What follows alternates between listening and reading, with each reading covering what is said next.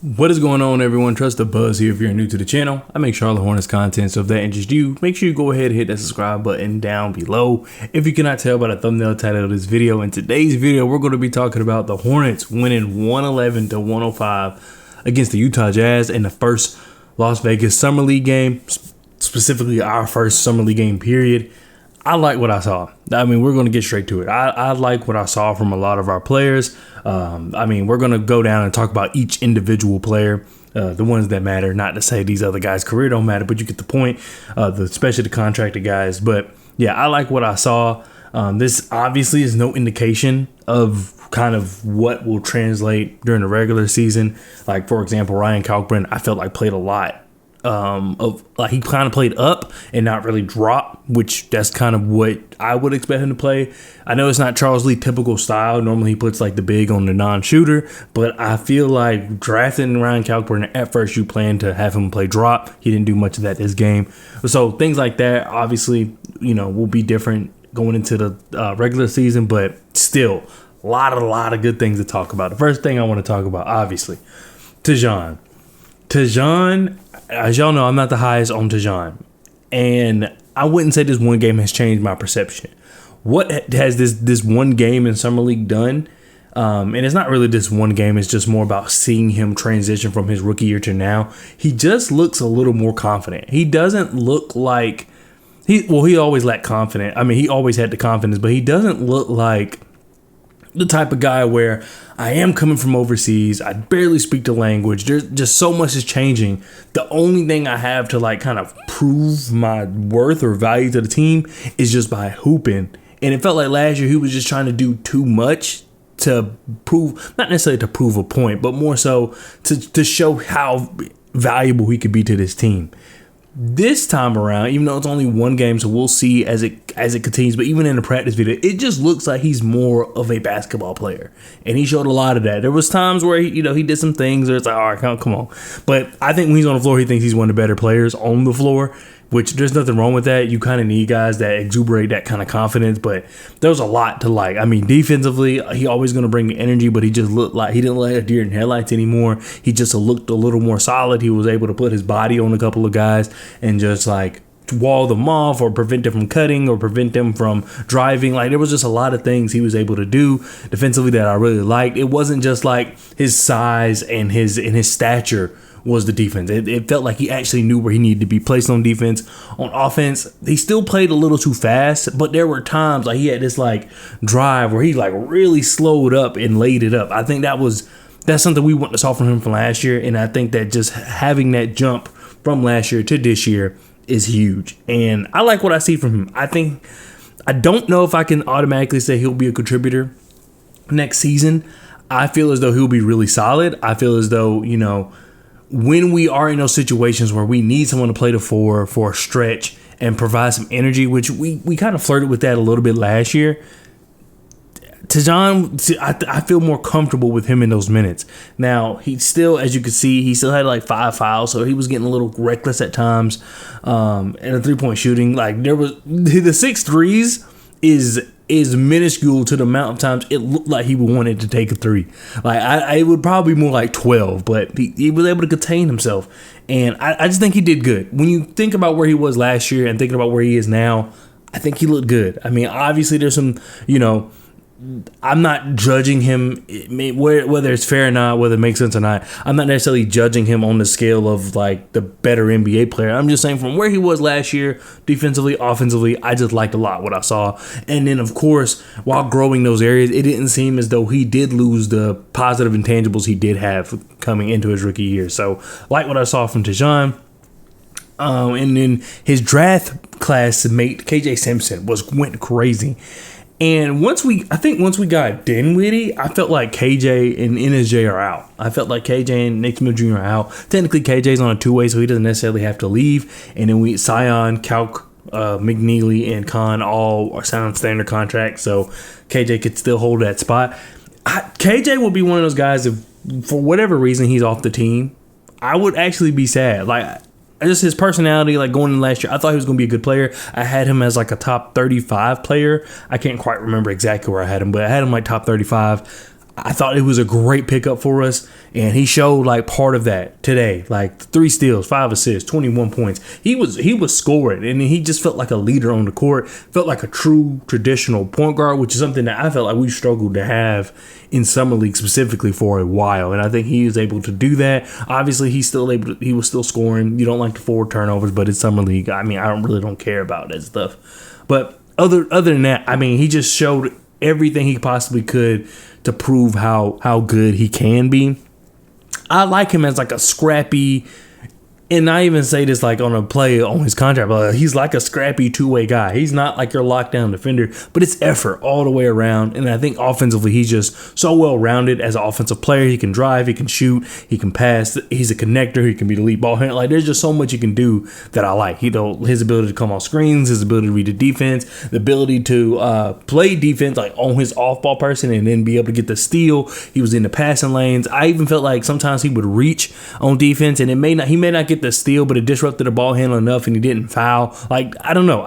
There was a lot I liked from KJ tonight, and I that's like very positive going forward. Especially, I know we have a deeper guard rotation now, but you never know with injuries. This team's still kind of in flux, of course. I don't think we're at that core where we're saying these are our guys. We're gonna grow them. Let's see what happens. Make adjustments then. I don't think we're there yet. So the roster's still in flux, so he could find his way. Getting some solid minutes. But yeah, I really like what I saw from KJ. Going to the other guard, Sion. I actually, and this sounds crazy, but I really don't expect Sion to have a big statistical game. I'm not going to say ever. That's not true. But specifically in the summer league and probably, more like his rookie season. But that's not where I see his impact is. He always talks about who he wants to be in the NBA is Jrue Holiday for the Celtics. And honestly, you can give me any version of Jrue Holiday, but I get what he's saying. Because that's more of the Jrue. He's not really on ball too much. He's really just there to be like this connector altogether, offensively, defensively. I'm just here to kind of to assure a spot on the court, and what I give you. I'm not going to give you anything less. I may not give you 30 points. I may not give you 10 assists. I may not give you 3 steals. Like, I may not do any of that, but what I bring, and it's never like a detriment to the team. It's always going to be a positive when I'm on the floor, and that's what it felt like for him tonight, especially with his defense. He's literal glue. I mentioned that on Twitter. He did a really good job of just sticking with his defenders. I know he airballed a 3, but it is what it is.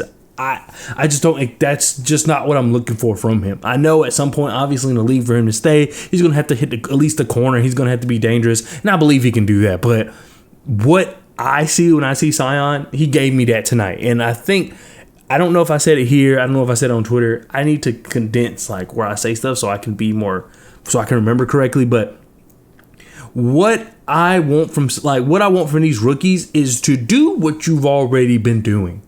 And I think he is an example. He's a great example of that. Yes, he did a little more at Duke in terms of like his shooting was better and stuff, but everything else, what we saw tonight is what he did at Duke, and that's beneficial to the team. And that's what I like about who we drafted, are all these guys, what they do best and what they can do right now can be helpful to the team. So continue doing that.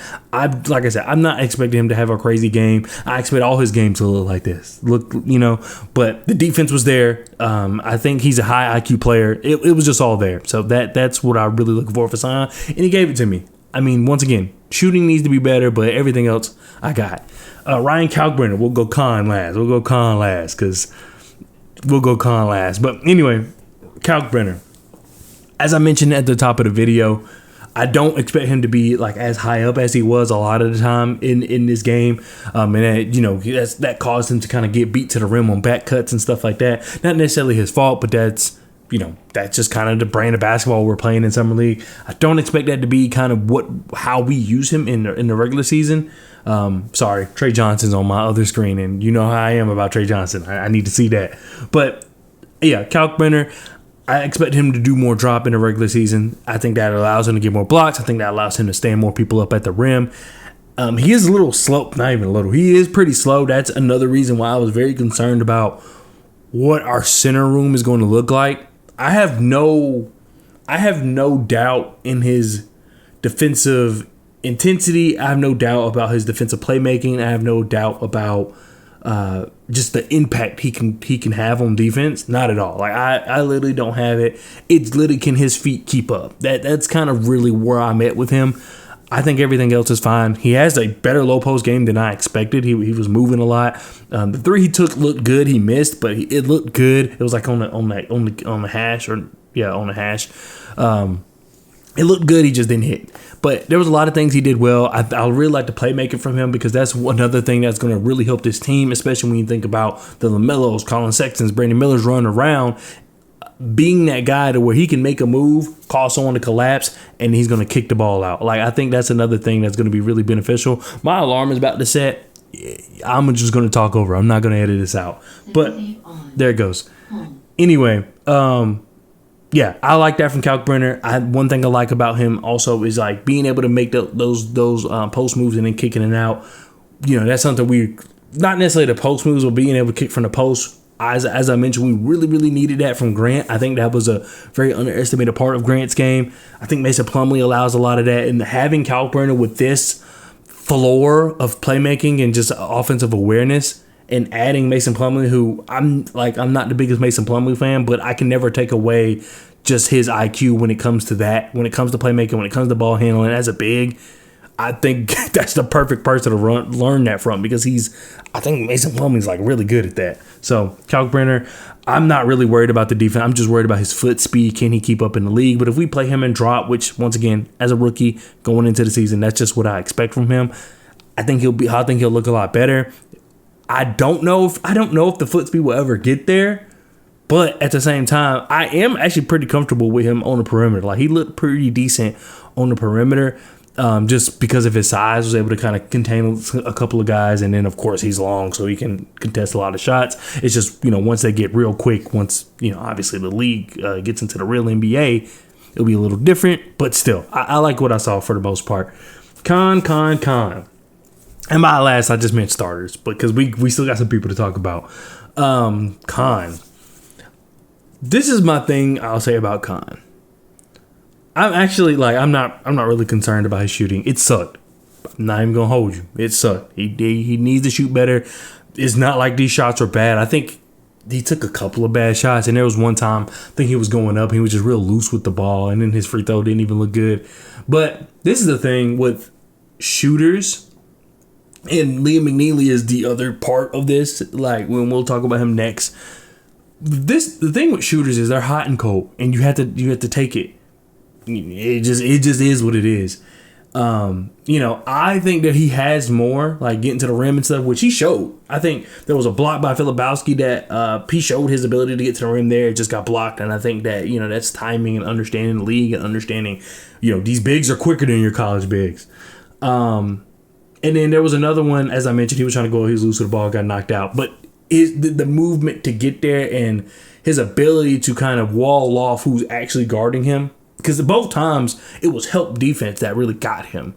But his individual person, and as Jalen Green's on my screen, his individual defender, I think he did a good job of just being able to muscle and maneuver his way to the rim. So, he showed a lot of things. I saw a Duke that I liked. It just didn't hit. And I think at some point it will. I feel like the difference between him and McNeeley, especially when it comes to shooters, is that McNeeley has that energy and that persona of just, I'm going to get mine. Because at the beginning, McNeeley looked a little nervous. It just felt like as the night went on, he got, I wouldn't say worse, but he just wasn't as impactful. Because even at the beginning of the game, he wasn't hitting, but the playmaking looked good. The ball handling looked good. I think he was reading the defense well. His defense, I thought, was pretty good. Like, he didn't let too many people get by him.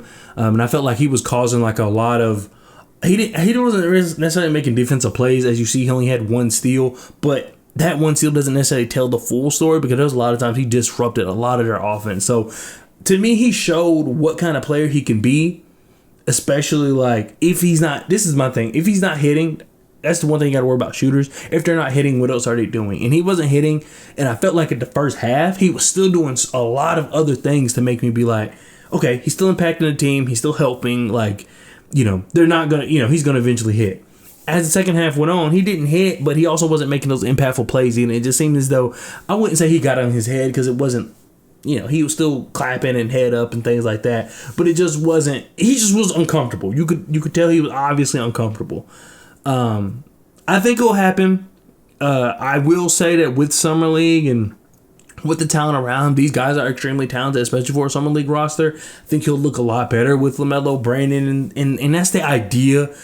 I'm not gonna diminish what performances look like in Summer League, but I'm also not gonna harp on them too much because I do truly feel like once you're around LaMelo, Brandon, all that spacing, all the playmakers, it's going to look a lot better, and he kind of thrives off those guys. I think he can do it here. I think he's going to have a good game eventually. We're going to see it happen. And I wouldn't be surprised if his next game. He is a competitor through and through. I think he just had to find his bearings. And even if you look at his time at Duke, like his first couple of games, he was good, but it really wasn't like until like the middle of the season where he really started taking off. So for a fourth pick, it's worrisome. But at the same time, it's literally the first game. The Jazz, you got to think about, they're on their third game, fourth game. So a lot of these guys have had the reps, kind of know with the energy. So it just takes time. I'm not going to sit here and say that like he doesn't need to do better. He obviously does. Fourth pick, need to look like the fourth pick. Don't need you to necessarily be Liam McNeeley, who, once again, I'm not saying that, comparing picks or whatever. But at the same time, you just need to look like you belong. And I felt like in that second half, he dropped off. So I see the potential for sure. And by potential, I simply just mean what he can do. I think that it's still there. It's not like I feel like it's lost. I don't feel like I got a different player. I just feel like he just wasn't on his A game, and I felt like he just trying to get into the groove. We'll see how he adjusts. I think that's really what I want to see with Khan, because even in college, he adjusted. But when you're adjusting and your team's that good, it's a little different than adjusting to where I had a bunch of bad performances and then now I'm not adjusting. And at Duke, he didn't really have that many bad performances. The team was winning. Your adjustments is just get through. I had to play this way against this team, this way against this team. Those kind of adjustments, that's easy to do when you're winning. I would like to see what it's, they're winning here in Summer League. But at the same time, as much as Summer League, players want to win in Summer League, it's also about what you do individually. And in this case, you didn't do that well. You didn't really impact the game that much, especially in that second half. How do you bounce back? I value that more than just like what happens in this game. So we'll see. Liam McNeeley, man. First of all, I just want to get, because I'm going to give a quick shout out to Jalen Sims. Jalen Sims is it's one of those things, man. Like, obviously I want him to go and maybe find a spot, maybe find a home somewhere. And I don't want his hoops to kind of end with Summer League but I would like to keep him around, G League, Summer League. He's just a fun guy to watch. That's literally what it comes down to. He reminds me, but like a few years ago, we had this guy, and I did a channel, and I doubt he's watching now because he has no recollection with the Hornets. But when he was with the Hornets, he was watching the videos. But it was RJ Figueroa, who I think he went like 3 straight games without missing. But he was just a fun player to watch. Their play styles are completely different, but that's how I feel about Jalen Sims. He's just a guy that I really just like watching. He's a fun player to watch. So I just want to give my shout out to him. 13 points, 6 rebounds, 2 assists, 3 steals. He was just a fun guy. He was a fun guy last year. I played in the G League and was fun. Fun guy this year. Like I really like him. So yeah, I just want to give a shout out to him, because once I talk about my boy here, we'll end the video. But Liam McNeeley, I'll admit, when we first drafted him, especially not knowing what we were doing in the second part of the draft, and not really even knowing what we're doing with the team, because you got to think about it. At this time, there was no Colin. I figured Trey was coming back, but we didn't know. No Dinwiddie, no Mason Plumlee, even though that doesn't help too much, and I'm concerned about the center position. But Grant's looking better. I think Brandon talked about how he's going to be like kind of more ramping up with his practices next week. He either said next week or next month. I can't remember. But either way, all that stuff was not in my mind at that time. So now I feel a lot better about it, especially when you consider the second half of the draft happened. We got a perimeter defender in Zion James, and then we got Ryan Kalkbrenner, who added to the big rotation, which, I didn't know if I really wanted. I had Ryan Kalkbrenner rated as a top 30 player, but didn't know if like that was really the right spot to take him. I definitely thought maybe we should take him with one of the second round picks, which we did. But I was like looking at like Rasheer Fleming and kind of wings like that, and I think we still do need wings, even though Tajon is looking a little better. We still need some wing depth. But Liam McNeeley, this is kind of, I wouldn't say this is what I expected, because this is not what I expected. I was upset about the pick just because we got two shooters and there was a lot of open wounds on this team, for lack of a better word. And now that, there's still some open wounds on the team, it just makes more sense because we have guys like Trey, Colin, Dinwiddie, LaMelo, of course. Like, we have 4 extremely solid ball handlers that can get the ball to these guys. And, Con, Liam, I knew they were going to be spot up guys, but it's like, if we're just working with LaMelo and KJ, like, and maybe Trey Mann, once again, I got time. I figured Trey Mann was going to come back, but I didn't know for sure. It's like, can these guys really get their shots off? I mean, even with Con and his playmaking, Liam McNeeley can just play off anybody. And I feel as though what I saw at UConn, I mentioned that he did a lot of unnecessarily ball handling, and we saw at the beginning of this game where his ball handling just wasn't top tier. Like, it didn't need to be. He did need to be LaMelo Ball with his ball handling, but he just looked a little shaky. He didn't really have no twitchiness to him. It just felt real stiff. It just felt real sluggish. But him moving off ball, and then once he got into the rhythm, I think there was some more juice in the ball handling. He just looked a lot better. And I think, as I mentioned with Con, and he kind of started off not shooting well and really couldn't find his footing. Liam McNeeley kind of started a little shaky, but then he just started dominating. He started doing this. And, like, that's the Liam McNeeley I want. That's what I want from Liam McNeeley. There's a lot of things I like about him.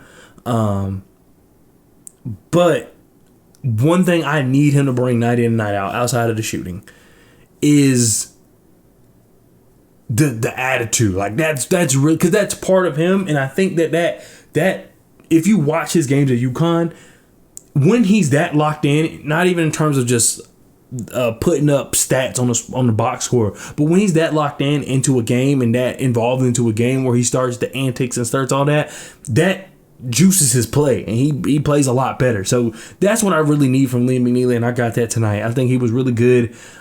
He was coming off screens. He was, creating for others with 6 assists, getting a rebound. He was always in the right place at the right time. He looked solid on defense. He just looked like a more fluid player, and I think at UConn we saw him trying to beat his lead ball handler, trying to be like this Stephon Castle, Tristan Newton type of guy for UConn. And that's not really who he is. Like, if you go back to even high school, which is something I had to kind of adapt to specifically in this draft class, that's not something I was doing previously. I would strictly watch highlights of their high school tape and just see what happened, because obviously college system changed stuff. But I wasn't watching full games or any clip I could find on the internet. With McNeeley, he was one of those ones where, your freshman season at UConn did not look good. So I was like, what's the deal? And you see it. Like, when he's playing with these other guys, he just looks a lot more comfortable. And even tonight, after he kind of shook things off at the beginning, he just began to look a lot more comfortable. And I think that's literally the key to his game. I'm telling you, if you go and watch, there's a night and day difference. Even though I wasn't the highest on the pick when we picked him, there is an obvious night. Is that I can't think of his name, Weber. He used to play for us, didn't he? Anyway. I think he's like the summer league coach of the Suns. But anyway, when you watch Liam McNeeley's film at UConn, there's a night and day difference between the games he's comfortable in and the games he's not. And you can say that probably about a lot of players, but it was just so obvious. Like, when he's talking and when he's hyping, when he's just in the game, he just looks like a lot of a better player. He's hitting, he's active, he's playing defense, he's creating, mismatch. Like, there's just a lot he can do. He can do a lot of things. He's a little quicker than, like, I would say Con. But yeah, he's just I like him just because he is not just a shooter. And I said that. I've said that before, even when I wasn't that high on the pick. I thought there's other things he can do. I just feel as though you don't want him to necessarily be the lead guy. And once he got comfortable, he could do it. And that's, once again, what I saw at UConn. But either way, I like Liam McNeeley. I know that I said, like, when we drafted him, I was like, I don't know. Like, he's coming off injury, things like that. But once that second round, I was like, it makes a lot more sense. I'm still iffy just because I really would want a wing defender. Even to this day, I want a wing defender, even if they can't shoot. We got we got shooters now. I need some defense. Just one really extremely solid wing defender. I think that changes a lot for. I think that can change a lot for especially like our center rotation. But anyway, I like Liam McNeeley. He can move. I think he can play with just about anybody. I feel that way about Khan as well. But Liam McNeeley just has like a little more energy to him. But there's nothing wrong with either play style because I think they're both. You just plop them in and they can work. I think that Khan has a little more like upside as far as just being a guy that can run a second unit. Liam McNeeley can light up a second unit. But I don't know if he can like necessarily run a second unit, if that makes sense. Khan, I feel as though can be like more of the floor general, just offensive playmaking.